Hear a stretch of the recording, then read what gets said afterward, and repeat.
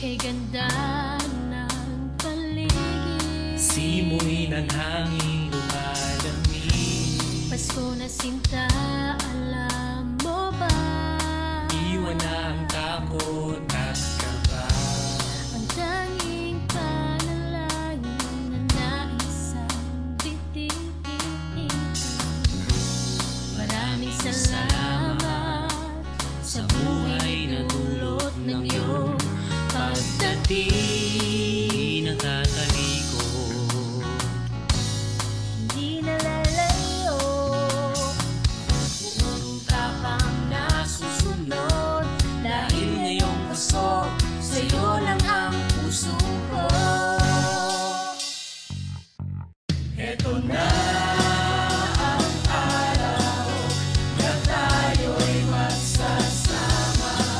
Kamay mo'y hahawakan. Tunay na pag-ibig ay mararanasan dahil ngayong Pasko. Sa'yo lang ang puso ko. Dahil ngayong Pasko, sa'yo ang puso ko.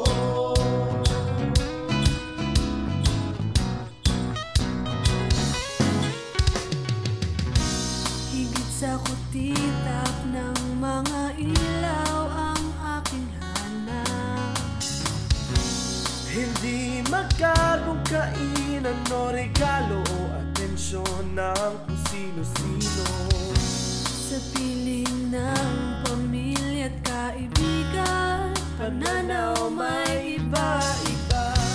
Mapapawi lungkot at luha, okay sarap balikan. Hindi natatalikod,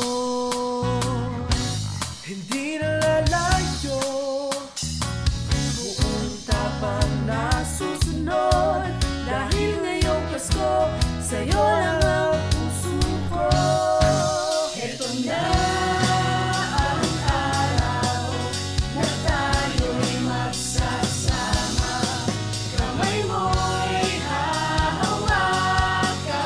Tunay na pag-ibig ay mararanasan dahil ngayong Pasko. Sa'yo lang ang puso ko. Dahil ngayong Pasko, araw-araw dapat Pasko'y mararanasan. Tulad kasiyahan at pagmamahalan. Life Church, here and abroad, Merry Merry Christmas!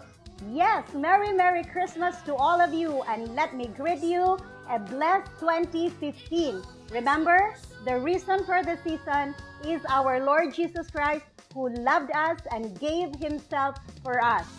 Bless you. And this season of Christmas, we want to let you know that you are special. You are blessed because this Christmas, like what Lutz said, the reason for the season is the birth of our Lord Jesus Christ. God bless you, and again, we wish you a Merry Merry Christmas.